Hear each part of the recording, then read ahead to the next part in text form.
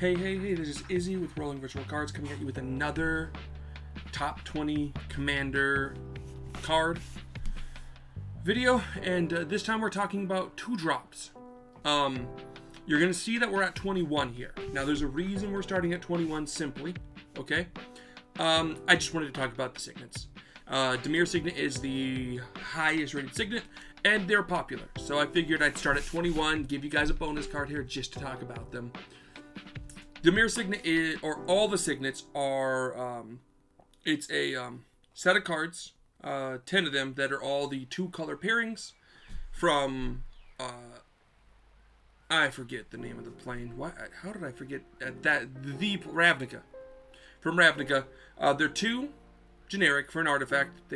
You pay 1 to tap it to add 2 colors. So this does net you mana. So if you tap a land and then tap your Dimir Signet, you go from 1 mana to 2. So they are useful. They are very heavily used. And honestly, like, I know some people think they've dropped out of favor because there's other ramp. But like casually, they're cheap, they're affordable. I would just toss them in your deck if you need to.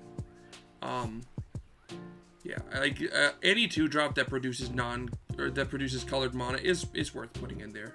Unless you actively dislike artifacts in your deck, or actively don't, or you're running like a land ramp package and you're like, I really don't need them, then I can see where you're coming from. But honestly, like, turn 2 Signet is always going to be good as far as I can see in the future. So that's what I would suggest.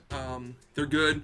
They just barely missed the top 10 though, or the top 20 though. So let's get into that by backing up. I'll see you guys in a sec.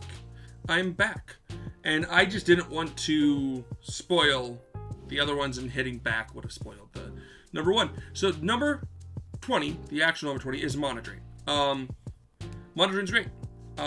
It's 2 blue. For an instant, you counter target spell, so there's no limitation on what you can counter. And at the beginning of your next main phase, add an amount of colorless mana equal to the spell's mana value. So sometimes there's a feel bad with Mana Drain where you like counter like a Soul Ring to stop them from like getting like pushing. And in that regard, oh, cat tax. Here's my cat. But yeah, in that case, like, there is that sadness because you're like, I can't let you win. I'm gonna have to use my Mana Drain, just like a counter spell here. But it's, for all intensive purposes, just a better counter spell. Counter spell is 2 blue for an instant that you counter target spell. This does the same exact thing for the same exact rate, right? But it gives you mana. So it's just a better counterspell. And like when you use a Mana Drain to counter like their Crater Hoof or their Adnaz or some other large spell, their Eldrazi. Sure, they get the cast trigger, but countering their 12-drop Eldrazi, now it's your turn. You draw, untap, upkeep, draw. Oh, I've got 12 extra mana to do whatever I want. So, on the worst end of the spectrum, it's just a counterspell. On the best end of the spectrum, it's a counterspell that gives you a bunch of mana. And actually, technically, on the worst end of the spectrum, it's a counterspell that, I mean, okay, I guess worst case scenario, you're counting a 0. You're countering a 0-drop, and then it's a counterspell. But usually, like, the average, the median, so the most common CMC or mana value is 2. So at most, it pays for itself on your next turn. So there's a reason it's banned from Historic and Legacy. It's just that good, and I highly suggest, I think you run it. I don't think there's that many big feel-bads from Mana Drain, other than people who just dislike counterspells, because it's not like, it's not a free counterspell, guys. You have to pay the 2 blue, and it is 2 blue, which is a lot harder than 1 in a blue. So I like it. It's expensive. So this is one that I highly suggest. Just proxy it and put it in your decks if you notice that you're lacking interaction. So Yeah, that's our number 20. Let's go to number 19, and this is Talisman. This is the Talisman at 19. We're just going to talk about them all. Dimir being the most popular because Dimir is one of the most... Blue-black is the most common colors in Commander. Either because... So 5-color gives you them all. And then when it comes to 4-color, you're dropping red, then... Well, you're dropping green, then red, then white, then either blue or black. They're kind of a toss-up for what's the best color, okay? 3-color, it's the same thing. You're going to be dropping any of the 2-color pairings that aren't blue and black. You're going to go blue, black, red, blue, black, green, blue, black, white before any other color combination usually. And then down below that is 2-color, and that's where blue, black is just the best 2-color pairing. So that's why Talisman sees more than all of them. But let's just talk about the Talismans. So Talismans are too generic for an artifact. They tap for either colorless, or you can add one of 2 different colors, and then it deals with damage to you. So you do lose life or take damage while doing this. But they're still better than the Signets because you don't need a filter. So with these, you can just tap them. And so you can go turn 2 Talisman, and if you drew into like a 1-drop, you can tap the Talisman for that 1-drop. Or you can hold it open so you have like a Swan Song in your hand ready for them. Whereas with Signet, if you play it turn 2, you can't do anything else. You need mana to be able to tap it. And then even more so, like, if you don't have the right colors, it makes the Signets get a little harder to fudge around sometimes. Overall, they're basically the same. Talismans are just a better version of them. Talismans also tend to run a little bit more expensive sometimes, but I know they've been reprinting them, as you can see here. Like, you can get Dominance, the most popular one, at 58 cents. So, great card. Highly suggest running Talismans in any deck that's not like a heavy land ramp deck. Up next, Sakura Tribe Elder, or Steve. Steve is 1 a green for a 1/1 creature snake shaman. Sacrifice Sakura Tribe Elder. Each search your library for a basic land card. Put the card on the battlefield, tap, then shuffle. This is just land ramp. This grabs you any basic land, and that's a lot of these are gonna be land ramp or some type of ramp because 2-drop is what you want to be doing turn 2. Turn 2, casually, you want to ramp. Turn 1, you can just play a land and pass. Turn 2, you want some way to ramp, and Steve gives you that, right? Steve says, oh, you want to just, like, play me and then go bye? Yeah, sure. You can also technically use it and block an attack and then sacrifice it, so you kind of do it that way, but, like, for the most part, you can just tell people, hey, I'm sacking it now just to speed up time, but just know I have the Tribe Elder on the field, so if you do attack me, I did that. If you're playing it more like for real, yeah, just hold it and see if anyone attacks you. If not, then sack it at someone's end step to go grab the land. But he's good. He can also be fun if you have recursion decks where you can keep getting him back. Think, I forget the name of the deck. I want to say Merlin, but it's not. It's, I don't know. It's the Galgari deck that can bring him back constantly. So, looping this guy is great. So, and it's easier to loop in a creature than a instant or sorcery for the most part. So, yeah, Tribe Elders are great way to ramp. Just go grab your basic land, drop it on the field, fixes your mana. So, and it fixes your mana because it costs green to cast, but you can go grab not green, not a non-forest land. So that's good. Moving on. Next is Feed the Swarm. Interaction again. 1 and a black for a sorcery. Destroy target creature or enchantment and opponent controls. You lose life equal to that permanent's mana value. Black lacked any enchantment removal that was useful until Feed the Swarm. And that's why Feed the Swarm sees so much play. Yes, it's sorcery, but any mono black deck or any black deck that lacks like green or green or white that has enchantment removal, Feed the Swarm is just tossed in there. It's constantly printed at this point in all the decks, and it's just a great choice to just be able to go, yeah, let's pop that creature or an enchantment, and I'm gonna lose life, but it doesn't matter. You got rid of the problem. So, I mean, it's a simple card, guys. The downside to this is that it's sorcery, but honestly, that doesn't matter in casual. You won't see this competitively, but that's, again, we're talking like all over Commander here. So Feed the Swarm is a great card. I suggest tossing it in your deck if you're noticing that you need more removal. Next up is Arcane Denial, another great interaction spell. 1 in a blue for an instant, counter target spell. Its controller may draw up to 2 cards at the beginning of the next upkeep. You draw a card at the beginning of the next turn's upkeep. So you have to draw a card. Your opponent may draw a card. You can't use this to deck them out the following turn. But it is just another counterspell. Yes, it draws them 2 cards, so there's problems with that. But you also draw a card. So it's okay. I honestly think these are just like, it's just another one that if you're in blue, toss it in there. It's a great counterspell casually. You use it to stop them from winning. And if you're using it to stop them from winning, it doesn't matter if they drew 2 cards. You stop them from winning. You would have lost otherwise, okay? 2-drop counterspells other than Mana Drain don't really see play in competitive, but casually, Arcane Denial is a fantastic counterspell, mainly because, again, it says counter target spell, okay? Counter target spell is really key casually because a lot of people are playing a lot of different decks, and you don't want to deal with that issue of, oh crap, you're going to win off a creature. My negate does nothing.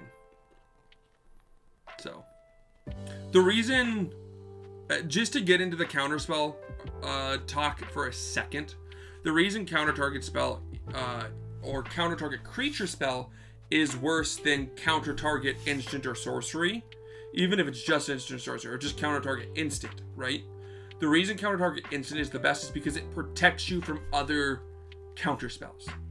So Arcane Denial can be used to protect yourself and to protect your win and to stop your opponent from winning, okay? Whereas, like, negate might not be able to stop your opponent from winning, but it does protect your win. Oh, you're going to Arcane Denial? I'm going to negate your Arcane Denial, okay? You can't do that with Essence Wardens or a card that's like counter a non-instant spell, right? If it was that, it's like, cool, that's great, but I can't use it to protect me. Whereas these have 2 standards. They protect you from other counter spells and removal and can stop your opponent. So that's why they're good. Coming up next is Demonic Tutor. Demonic Tutor is 1 in a black for a sorcery. Search your library for a card, put that card into your hand, then shuffle. So, Demonic Tutor is great. It's also on the game change list, just to let people know. And it's banned in 3 formats and restricted in 2. Yeah, that's the thing. Demonic Tutor is insane. It is a fantastic tutor card. 2, and you put it in your hand. Yes, it's a sorcery, but that doesn't matter because it's going in your hand. You're gonna Demonic Tutor for a win con, and that's the point, okay? My opinion on tutor cards. My opinion on tutor cards is simple. I don't like running them casually. I think it's a singleton format, and Demonic Tutor basically gives you 2 copies of any card in your deck. Mainly 2 copies of whatever card you need the most. There's arguments to say, well, it's just like, it's a toolbox. Like, I use it to grab whatever card helps me at that point in time. But I ask you, how many times do you use Demonic Tutor in a game? And if you do, how many times does it grab the same exact answer? So, I don't like running them casually. Competitively, yeah, run as many as you can that are good. They give you your win con, that's the point. Go for a win. And that's like, they help you with your deck because it makes it more consistent. But I honestly just urge people who are casually playing not to. I get it, sometimes you need a specific card to make your deck start working. But my argument against that is then maybe the deck just isn't ready to be played. If you need 3 specific cards to make your deck engine work, maybe don't play the deck yet. Wait for more cards to come out. But that's just my 2 cents. Play whatever you want. Negate is next. So negate is 1 in a blue for an instant. Counter target non-creature spell. So, been talking a lot of crap about only countering target non-creature spell. Why is this card higher? Oh, wow. 1 second here. That was strange. Sorry that popped up. I guess my computer decided to want to run that. But yeah, negate is, the fact that it only counters non-creature spells is problematic, okay? Creature spells are big. And what I mean by that is that you cannot counter people's commander with negate. Just, it doesn't help. It doesn't get you there. It doesn't do nothing. You counter, so that's problematic. Sometimes countering a commander is like what you need to do. That's a problem. Commander, don't let it touch the field, okay? But negate has a few things going for it. Number 1, it's 1 in a blue, and it doesn't make your opponent draw any cards. So that's already good. Number 3, it's cheap. It's really cheap. It's like 25-cent cheap, guys. Like, these expensive ones are ones where, like, you can't find them. But, like, there's a lot of, like, you probably just owned one if you've ever bought a fat box at all. So, like, yeah, negate is just cheap. And affordable. Which is, like, mana drain is much lower due to that. Like, if there was no cost on anything, mana drain would probably be higher. Okay? And that's something you got to take into consideration with Commander, is that a lot of cards can be priced out of the top 20. And that's okay. We're talking about what you might see. The point of these top 20s is to say, you're going to see this because people are playing it. So what do you do about it, right? And if you know that this is the, I think I'm at 14th highest, most played card in Commander for 2-drops, which is the most played mana value, like, you're going to see negates. So what this tells you is creature heavy decks are better. Instantly, the fact that negate is one of the most popular counterspells means creature heavy decks are better, because negate can't do anything against that. So, I love negate. I think it's great. I think it's classic. Most of the arts are always absolutely gorgeous. And it's easier to use in a heavy colored deck than counterspell.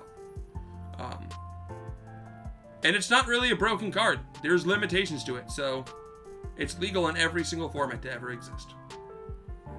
Going on to 13, 3 visits. Okay, so I think the other one is going to be above this one, so we'll talk about that when we get there. But 3 visits is 1 in a green for a sorcery. Search your library for a forest card, put it on the battlefield, and shuffle. So this card has 1 upside and 1 downside. Okay, and that downside is minuscule. It's actually technically an upside. So the downside is that you can only grab a forest. Okay, now this seems like a downside if you are not running named lands. If you are running the cycle lands, the 3-color cycle lands in your 3-color decks, if you're running shocks, if you're running dual lands, which, yeah, go ahead and proxy them. It doesn't bother me. If you were running these cards, 3 visits is great because you can fix your mana with it. You use 2, and then you can go grab whatever you need. Okay? If you were running just basics and maybe some utility lands, 3 visits has a problem because you can only grab a forest. So this does not fix your mana. Maybe you didn't need your mana fix. Maybe you're playing a blue-green deck and this grabs you another green and you're fine because you have an island and a forest. But there's a chance you could have 2 forests, and 3 visits doesn't give you the green or the blue. It only gives you the green, which is problematic. But the other upside of 3 visits is that it comes in untapped. What that means for you is it's the same thing as playing like a talisman, because it costs 2 and then you can tap whatever you get for 1. Okay? So on turn 2, you can play another 1-drop. But if you 3 visits on turn 3, you can go 2, 3 visits, get another land, play another 2-drop. So it's very useful in a lot of ways.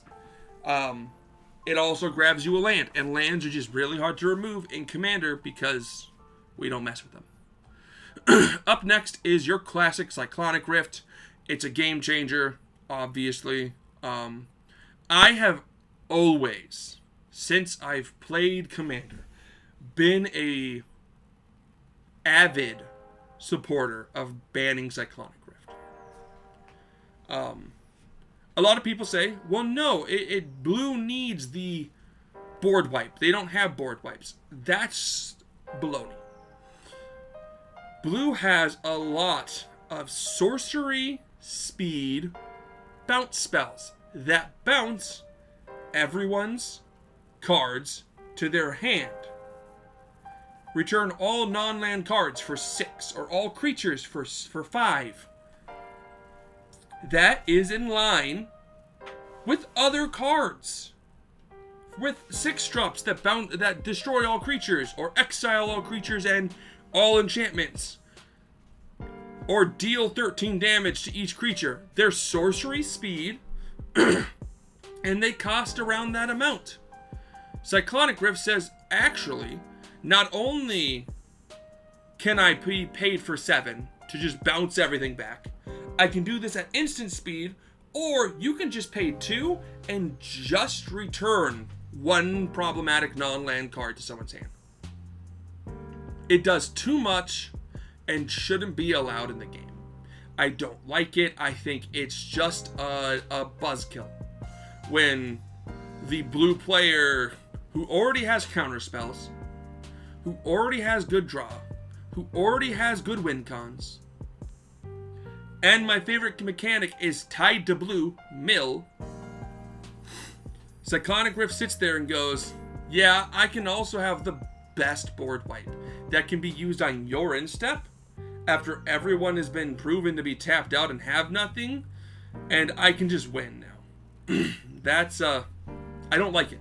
I've never been told the reason why I should. The only complaint I've ever heard people say or try to argue is blue needs board wipes. They have them. And they've printed more bounce spells. And they are properly weighted for either being, they cost 8, but they can be at instant, or they cost like 4 to 6, but they can be used on any turn, only on your turn. And on top of that, maybe blue doesn't need that many board wipes. They need something to be knocked down a peg. So I've always been a proponent for just banning Cyclonic Rift. I don't like it, but you're gonna see it. That's the thing. You got to remember you're gonna see it. And how do you stop it? By playing blue. Oh, also, I forgot to mention, it's one-sided. So even if you have a white spell that can be cast at instant speed to destroy everything, it hits your side. This one doesn't. It's gross. I don't like it. I am a huge hater of Cyclonic Rift, and no one has ever convinced me otherwise. So, I don't play it. I highly suggest you don't play it. It's just nothing but feel bads and isn't a fun card. That being said, if you're going to play Cyclonic Rift, like if I played against someone who played a Cyclonic Rift, I'm gonna just play the game.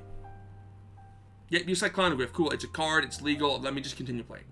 But I don't like it myself, so I won't play it. Casually, competitively, yeah, it's a legal card and it does a lot of work. I'm gonna do this to try to win. Cool. So, rant over. Moving on to, I think this is 12. Heroic Intervention is 1 and a green for an instant. Permanents you control gain a hexproof and indestructible until end of turn. So Heroic Intervention is great. 2 instant speed, protects all your stuff. This means they can't be single targeted. This means they can't be destroyed by board wipes. White has ways to get around this because white has a lot of exile board wipes nowadays, which is fair. Like, white needs a little bit more of that, like, oomph, and they are known for exiling. So, that can be done. This doesn't help you against Cyclonic Rift, I'm sorry. So, like, what's the point? But, aside from that one card, this is a great card. Honestly, if you're in green and you're running a lot of creatures, I'd probably run this. There's not enough board wipes to really be worried about, like, individual cards or, like, other artifact or enchantment snipes. But if you're a heavy creature, Heroic Intervention's pretty good. I mean, it's a 2-drop. So, like, even if you use this as just a counter spell to stop your commander from dying, it's fine. I think that's reasonable. Teaming this up with your own board wipe is also cool, because you can go board wipe, and then if it goes through, they're like, oh, at least we're going to even the field. Then you can go Heroic Intervention, and that's kind of funny. So, yeah. So, interesting card, good card. I'd play it if you could. Next is Nature's Lore. This is the other one that's 3 visits. This is 1 in a green for a sorcery. Search your library for a forest card, put it on the battlefield, then shuffle. Same exact cards, same exact statements. Honestly, with those 2 cards being the same, you could say that they take this spot, and then you could put the signet at number 20. So, but overall, Nature's Lore, you're gonna see it. Don't do anything about it. Just let them get their land. Technically speaking, if they have 2 forests, and you think, ooh, this might be getting them, like, mana fixing, you could counter it to just mana screw them. High power speaking, great play. Casually speaking, don't. That's just rude. Let them play the game, okay? Counter whatever they try to cast next, okay? Next is Farseek. Ooh, sorry about that. Farseek is similar, but different. So Farseek is the exact opposite. 1 in a green for a sorcery. Search your library for a plains, island, swamp, mountain, or mountain, and put it on the battlefield tapped and shuffle. So this does come in tapped, but it's cheaper than the other cards, being like only in like the dollar range, $1 to $2 range. And it fixes your mana. So this, even if you have 2 green, you know you're going to go fix your mana because you're grabbing a different thing. Even if it's just a basic, you fix your mana. So, great card. Do not accidentally run this in a mono green deck.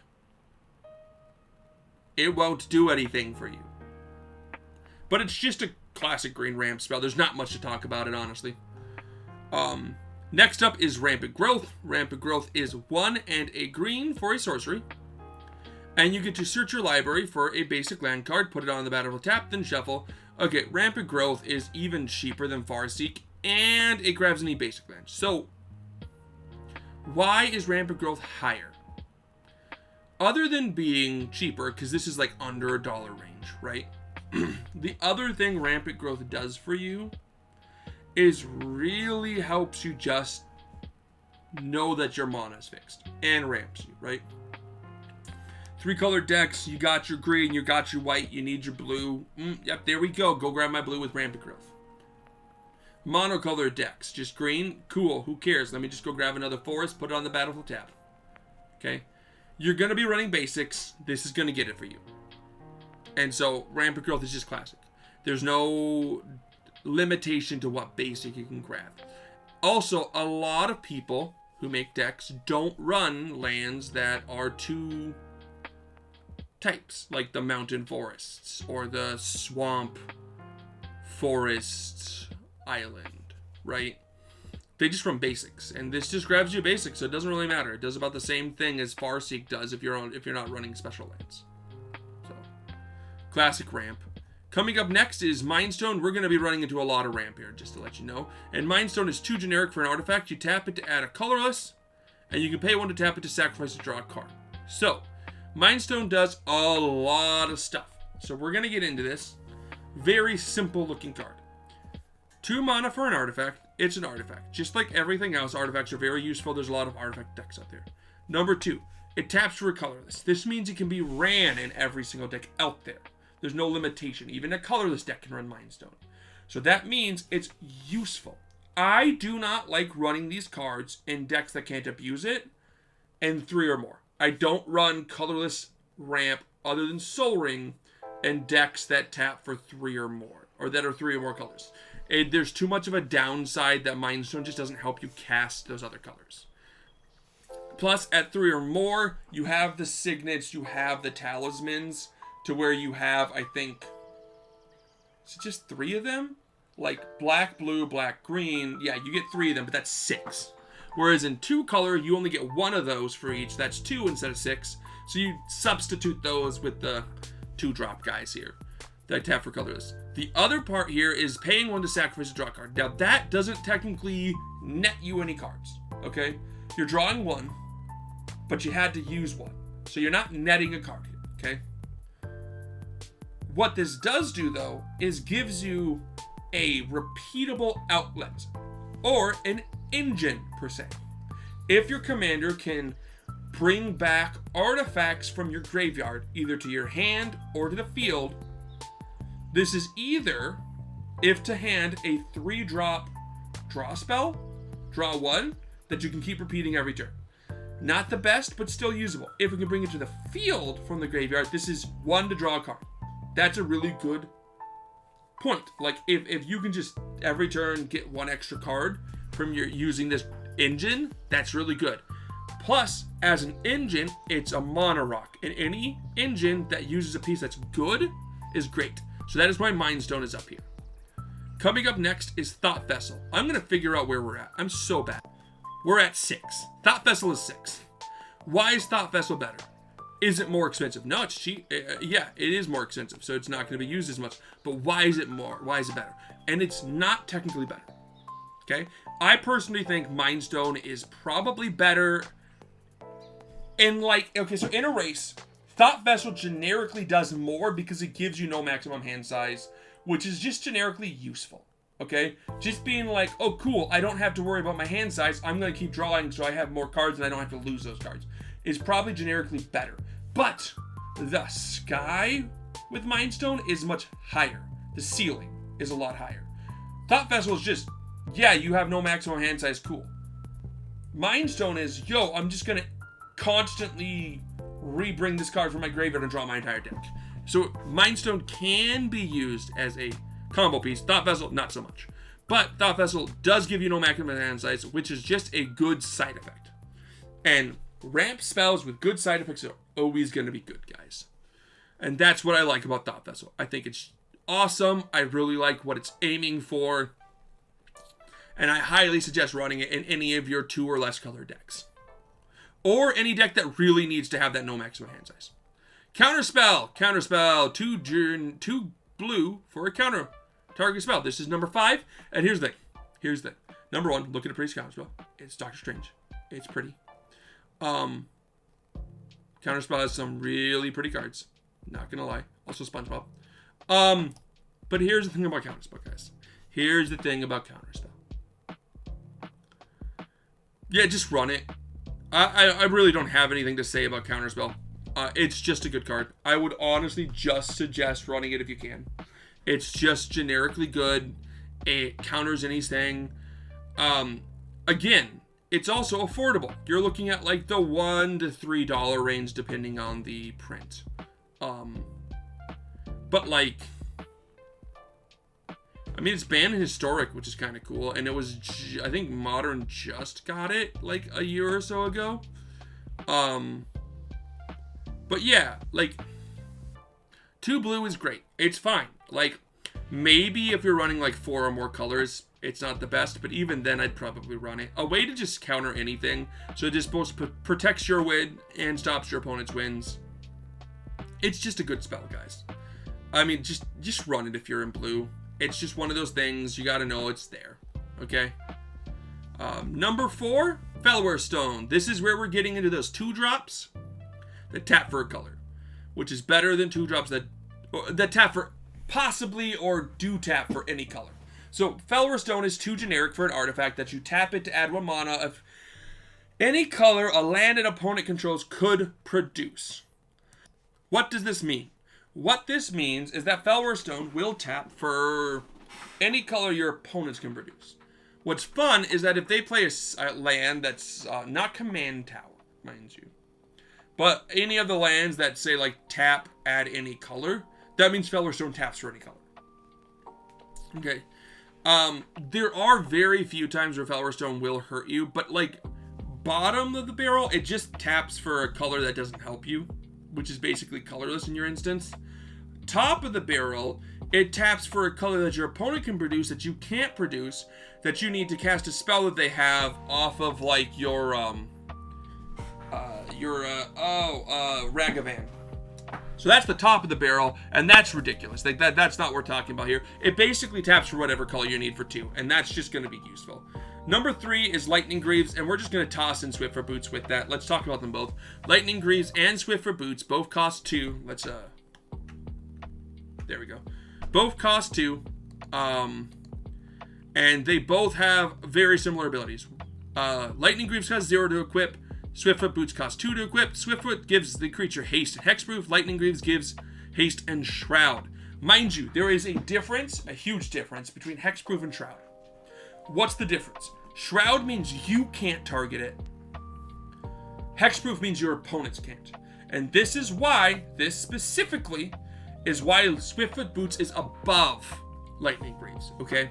So Lightning Greaves is great to protect your creature. It's the reason why it's more expensive, because it's also used in other commander decks, and since it's 0, or other decks, and since it's 0, it can be kind of like infinitely equipped to 2 different cards, so there's some combos you can do with that in other formats. And so like if you're running creatures, you can move the Lightning Greaves, but moving the Lightning Greaves to something else means someone can target your commander. But overall, what Lightning Greaves is used for most of the time is just a way to give your commander protection. The haste isn't usually mattered. It's just like, I need my commander to have protection, and I don't target him. I don't target the commander. Okay? But if you're running an equipment deck, or an aura deck, or a buff deck, or a deck that requires you to target your commander with an effect to do something, that's where Swiftfoot Boots come in. And that type of deck is just more prevalent than your, I just need to protect this commander. A lot of times, you get hindered. Because Swiftfoot Boots does that too.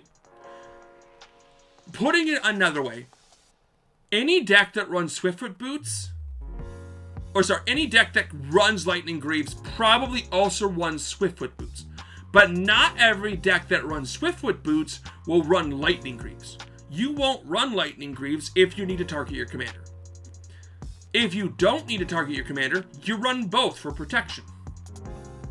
And in my other series, to just give that a shout out, in commander reviews, commander rankings, talking about it, the reason why commanders, one of the categories I have is protection. Having just blanket protection on your commander is useful. It's just helpful. Swiftfoot Boots and Lightning Greaves does that. It just gives you that protection for very cheap. And so that's just useful to have out, so that you don't have to worry about recasting it. So now we're going to get to number 1. Simply put, it's Arcane Signet. This is 2 for an artifact that taps for any monocolor in your commander's color identity. Yeah, this is just, you run this in every deck. It's a synonymous, just like Command Tower and Sol Ring, okay? And like, I'd even say like, it should be, like, Sol Ring is synonymous because it's been there since the beginning of the format. And if it wasn't so synonymous, it'd probably be banned, so says most people. But, like, Arcane Signet says your commander's color identity. Just like Command Tower says your commander's color identity. So, if they were built for Commander, and that is the whole point of Arcane Signet. And it's great. I will sit there and just say, it is really good. It's a great card. I put it in like every single deck I can, and it's not expensive. You can get them for 50 cents. Anytime you buy a commander deck, you're going to get it, and that's great. Making it the number 1, and yeah, I highly suggest putting them in all your decks. But that's the top 20. Let me know what your favorite 2-drop card is, and I'll see you in the next video. Peace.